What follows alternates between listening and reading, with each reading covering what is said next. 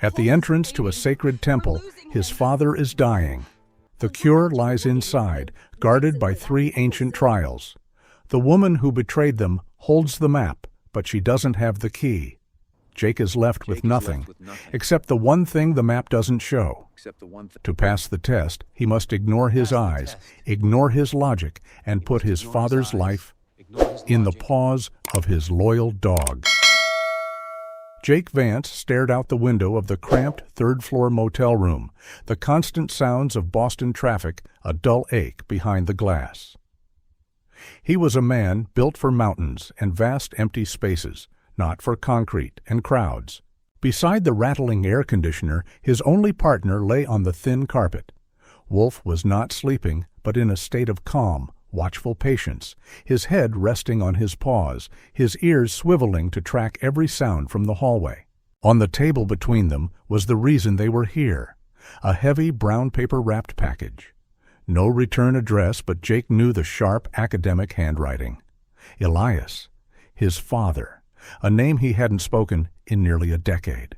The sound of tearing cardboard was jarring in the small room. Inside was not a letter of reconciliation, but an old leather-bound diary and a single hastily scribbled note. They know. Golden Circle. Don't trust anyone. Protect the map. E. Jake knew he was in over his head. The diary was filled with Elias's cryptic notes, symbols Jake didn't recognize, and references to Navajo legends. He needed a translator, someone from his father's world. He found her at a university archive. Dr. Lena Hansen was a young, sharp academic, her intelligent eyes framed by glasses.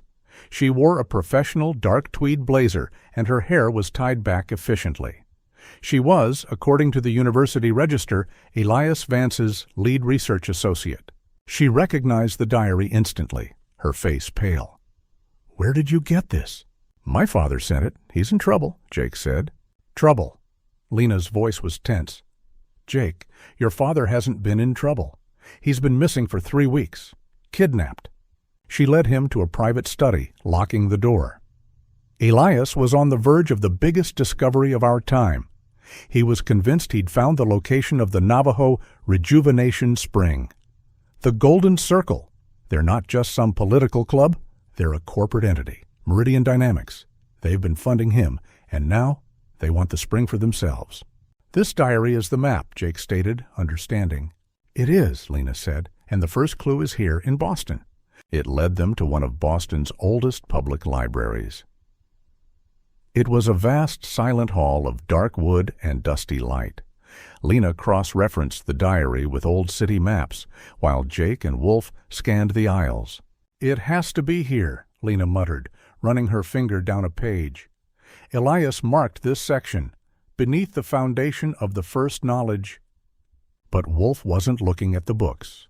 He had stopped at a section of wall near the Colonial Archives, sniffing intently at the baseboard, his tail low and rigid. He let out a low whuff of air, not a growl, then scratched once, the sound of his claw on the stone, sharp in the silence. "What is it, boy?" Jake kneeled beside him. Wolf scratched again at a specific, plain-looking brick. Jake pushed his fingers against it. It was loose. He looked closer, smelling the air. "Machine oil," he whispered. "Fresh." He pushed the brick. A low grinding sound rumbled from the wall. An entire bookcase next to them slowly recessed and slid sideways, revealing a dark, narrow opening. "It's a colonial-era crypt," Lena breathed, her eyes wide. They descended into the cold, musty air. There, in the center of the small chamber, was not a coffin, but a heavy stone tablet. It was clearly Native American in origin, but carved into the back was a modern logo, the circle and triangle of the Golden Circle. Below it were coordinates. "This isn't the map," Lena said, tracing the carving. "No," Jake said, his voice grim. "It's an inventory tag. This is where they were keeping it." He recognized the coordinate format. "This is a location, Adirondacks, New York. They're not just looking for my father. They already have him." The Adirondacks facility was not a castle, but it might as well have been. It was a fortress of smoked glass and black steel, hidden deep in the New York wilderness, surrounded by miles of electrified fencing. Meridian Dynamics called it a research campus. Jake called it a prison. According to the manifests Elias sent me, his primary lab should be in the sub-basement, Lena said, her voice trembling slightly as they watched the perimeter from a wooded ridge. She was brilliant with books, but this was not her world. "Sub-basement's no good if we can't get past the gate," Jake muttered. The main gate was lit like a stadium with 2 armed guards. He looked down at Wolf. The dog's calm, watchful posture was perfectly still, his gaze fixed on the compound. "All right, boy," Jake whispered, pointing to a utility checkpoint half a mile down the fence line. "You see that gate? Go round. I need noise. Lots of it. Go." Wolf didn't hesitate. He moved like a gray ghost, vanishing into the underbrush. Lena looked at Jake, astonished. "What is he going to do?" "His job," Jake said. They waited. 5 minutes later, a sudden, frantic series of barks erupted from the south checkpoint. The sounds were sharp, aggressive, echoing off the trees. A moment later, a siren joined in. "Alarm, south perimeter!" a voice crackled over the gate guards' radios. "It's just a bear, probably," one guard said. "Command wants it checked. Both of you?" the radio insisted. The 2 guards at the main gate exchanged an annoyed look, climbed into a utility vehicle, and sped off toward the barking. "Now," Jake said.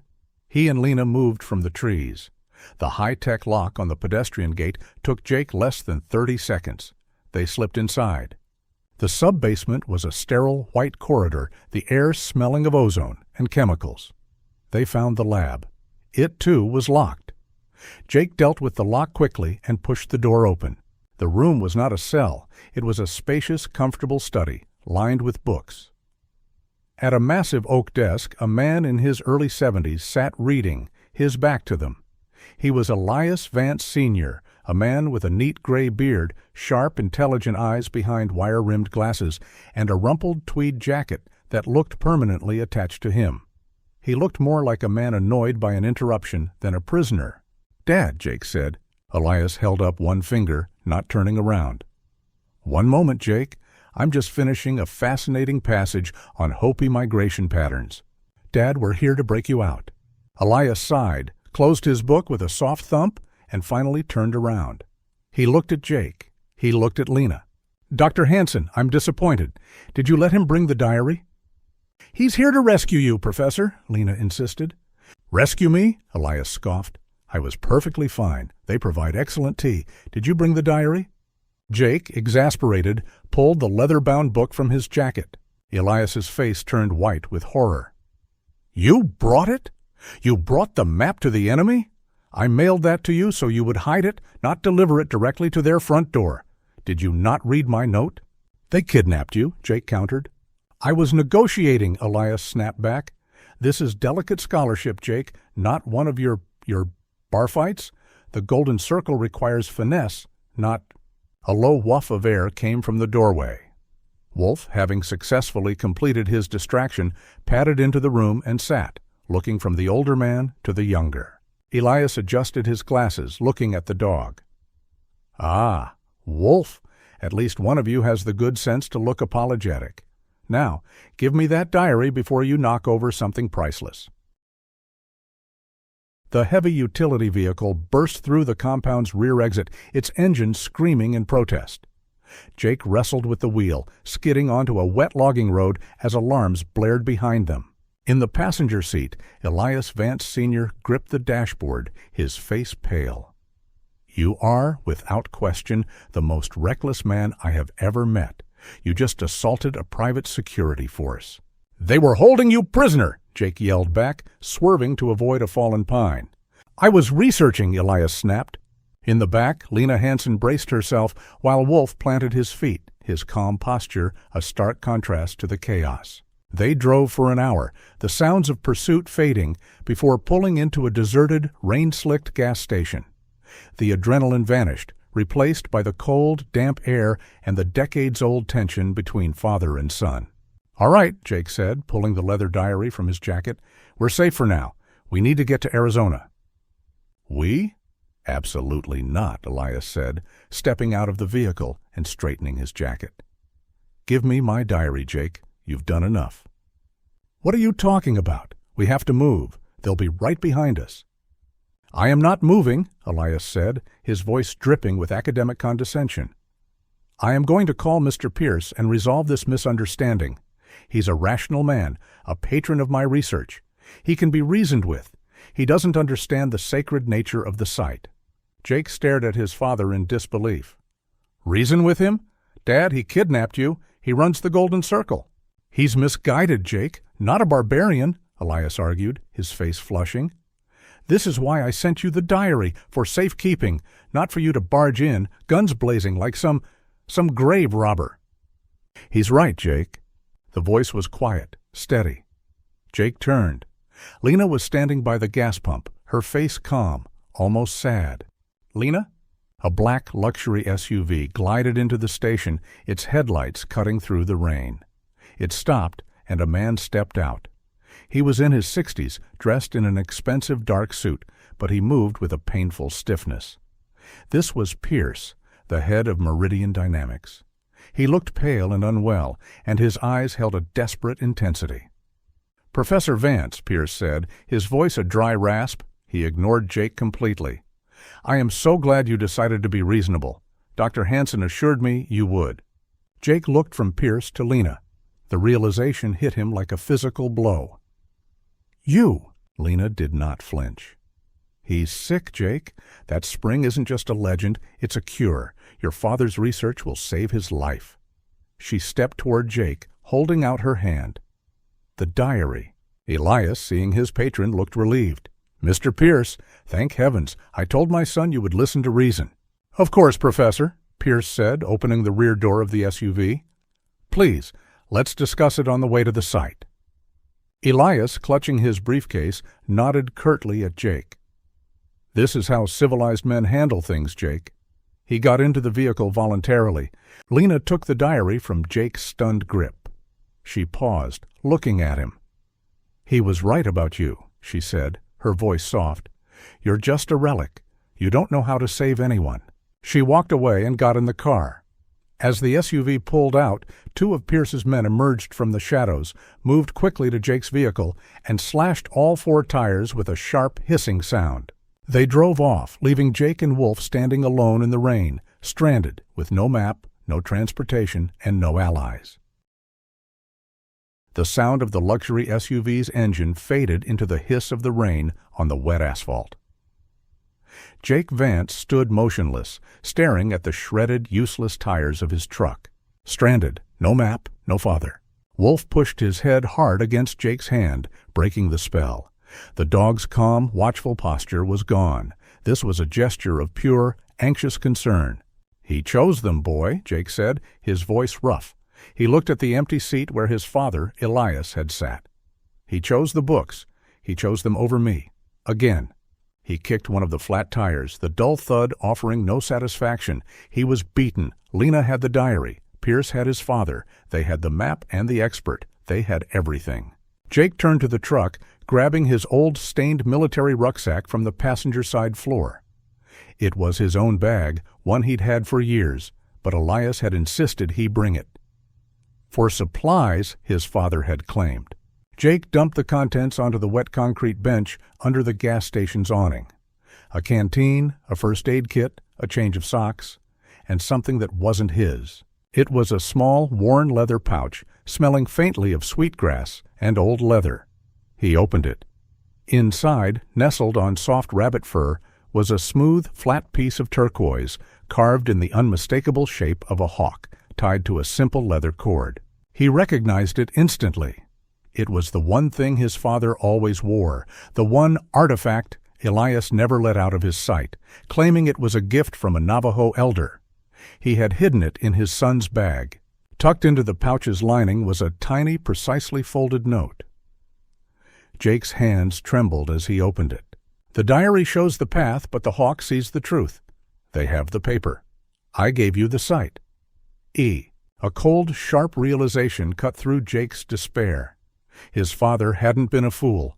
He had been a chess player. The old man had anticipated Lena's betrayal. The race wasn't over. It had just been balanced. Lena and Pierce had the map to the Grand Canyon, but he had the key to its traps. He smashed the lock on the station's rusty payphone. He had one call to make, one person on the globe who understood the world he operated in and owed him a favor. The line crackled, rang 4 times, and connected. "Jake, my word, where are you? Elias's tracking signal went dark 20 minutes ago." The voice was crisp, professional, and instantly recognizable. It was Nadia Al-Jamil, the brilliant Iraqi archaeologist he and Wolf had met in Louisiana. "Nadia, I'm in upstate New York. I'm stranded. Lena Hansen betrayed us. She's with the Golden Circle, and they have my father. They're heading to the Grand Canyon." There was a sharp intake of breath on the other end. "I knew it. Elias was tracking meridian energy spikes in that region for weeks. He was afraid of this." "Where are you exactly?" Jake told her. "I have no money, no vehicle. I'm blind." "You are not blind," Nadia said, her voice suddenly firm. "I am in Phoenix for a university lecture. It's a miracle. I can be at the Flagstaff airfield in 3 hours.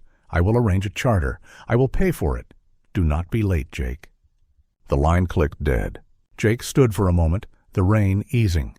He secured the Navajo amulet around his neck, tucking it under his shirt.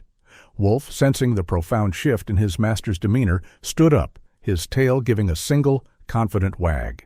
"Come on, boy," Jake said, grabbing his rucksack. "We've got a race to win." The air of the Grand Canyon was sharp and cold at 5,000 feet. Nadia Al-Jamil was waiting by a rented, rugged 4x4 truck at a dusty lookout point, the vehicle loaded with climbing gear and supplies. "They're here," Nadia said, her voice grim. She handed Jake the binoculars. "The Golden Circle. They've sealed off the Havasupai Trail. They're moving in force." Jake focused the lenses. A mile below, on a narrow access road, a convoy of 3 black armored SUVs and a larger transport vehicle kicked up a plume of red dust. They looked military. Wolf stood beside Jake, his body rigid. He let out a low, almost imperceptible whine, sensing his father, Elias, in one of those trucks. Jake scanned the figures. He saw Pierce directing the operation, his pale face a stark contrast to the red rock. And he saw Lena, holding the diary, pointing toward the trailhead. "My father's in that transport," Jake said. "They're moving too fast." "We can't fight those vehicles, Jake," Nadia warned. "We don't have to," Jake said, studying the terrain. "They have to slow down for that switchback. We're not winning a fight. We're creating chaos." They drove the truck hard, cutting across the rough terrain, the tires spinning on loose gravel.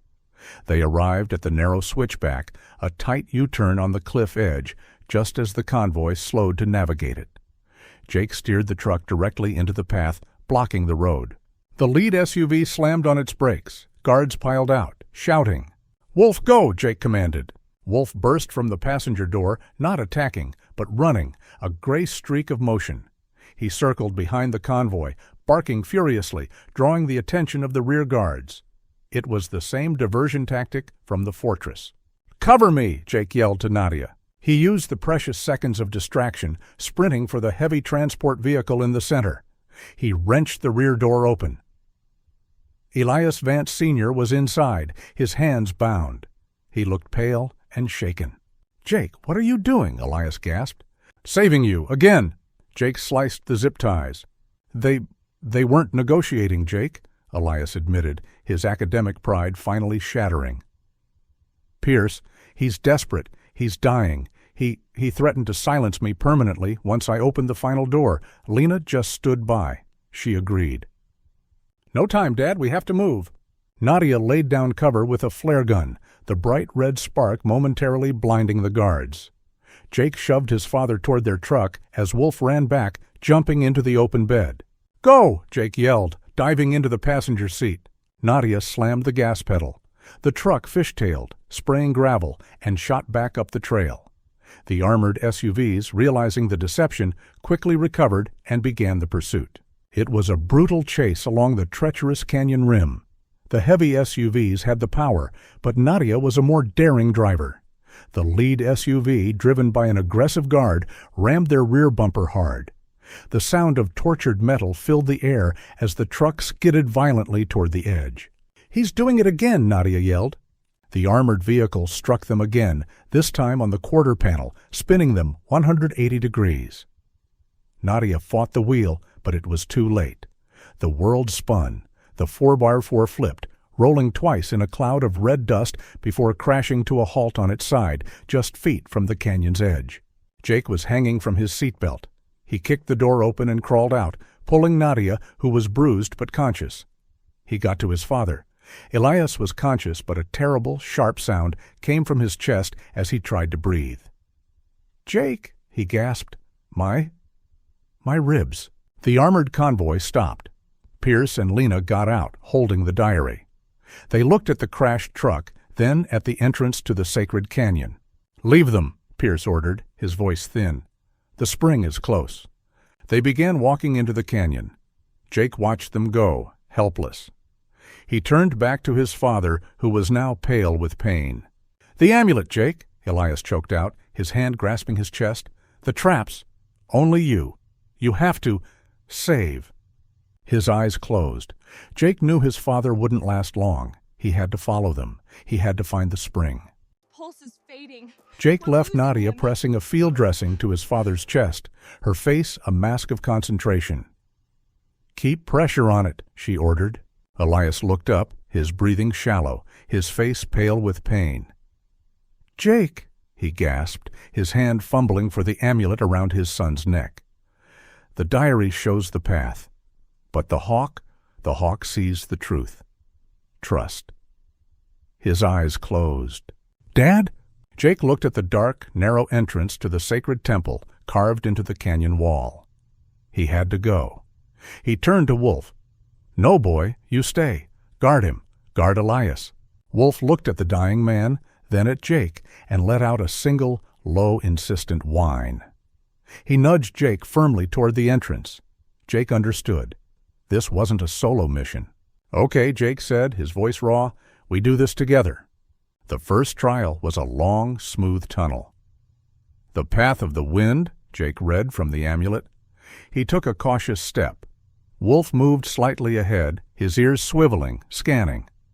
Halfway through, the dog suddenly stopped, his body tensing. Before Jake could react, Wolf barked, a sharp, urgent sound, and slammed his shoulder into the back of Jake's knees, knocking him to the ground. A split second later, a deafening roar filled the tunnel. A high-velocity gale, sharp with sand and ice, blasted over their heads, powerful enough to have thrown Jake from the cliff. It stopped instantly. Jake realized Wolf's superior hearing had detected the mechanism activating. "Good boy," Jake breathed. The second trial was a wide chamber with a floor of inlaid stone symbols. "The path of faith?" Jake looked at the amulet. "Only the pure may pass." He looked at the hundreds of stones. A wrong step would mean a trap. He felt helpless. But Wolf was not looking at the symbols. He was sniffing the ground, his nose working frantically. He ignored the stones marked with the snake, the coyote, the scorpion. He moved confidently, stepping only on stones carved with a simple, barely visible desert flower.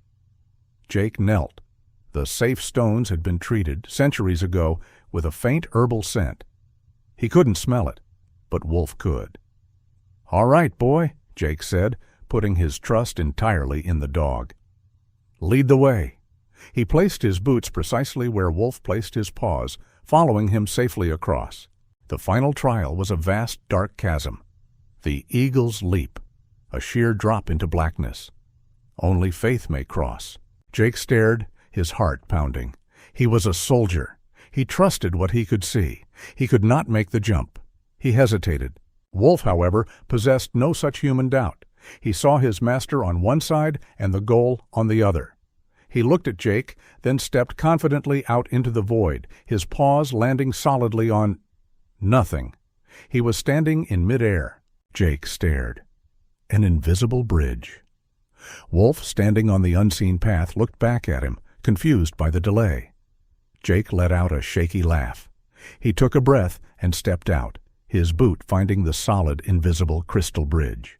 They entered the final chamber. It was a simple, quiet cave. An old, serene Native American man, the guardian, sat by a small, clear spring. Pierce and Lena were already there, arguing with him. "It is not for the taking," the guardian said. "I am dying," Pierce rasped, shoving the old man aside. "I will have immortality." He knelt and drank greedily from the spring. "The spring grants only the truth of the heart," the guardian warned. Pierce's wish for immortality was granted. A look of horror crossed his face as his body stiffened, his skin turning the color of the canyon rock. The spring had made his dying, sick body immortal, preserving it perfectly as a stone statue. Lena screamed. The ground rumbled. "You defiled the holy place!" the guardian shouted. Lena, panicking, grabbed a sample kit. "I have to show the world." As she ran for the exit, a section of the ceiling collapsed, blocking her path, sealing her fate inside. Jake ignored them. He saw only his father's face. He ran to the spring, filled his old battered military canteen, his humble cup, and ran back, Wolf at his heels. They emerged just as the temple entrance collapsed. He ran to Elias, forcing the clear water past his father's lips. Elias choked, then took a deep, sudden breath. His eyes snapped open. The color returned to his face. He looked at Jake, his eyes clear. Then he looked at Wolf. "You," Elias said, grasping his son's arm. "You both came." "I told you I'd save you," Jake said, his voice thick. "No, son," Elias said, a faint smile touching his lips. "You did something harder. You trusted the dog." In the end, the greatest healing wasn't found in the magical spring. It was found in the moment a father finally saw the truth in his son, and the son finally learned to trust something beyond himself. The diary held the map, but it was Wolf who showed the true path. That simple, profound moment, when you must set aside your own doubt and place your faith entirely in the senses of your most loyal friend, that is the heart of every story we tell here at Paws Narratives. If you also believe in that unbreakable trust, we hope you'll subscribe and join our community. We are truly moved by the stories you share in the comments below. The adventure continues, and our next narrative is waiting for you now, right on the screen.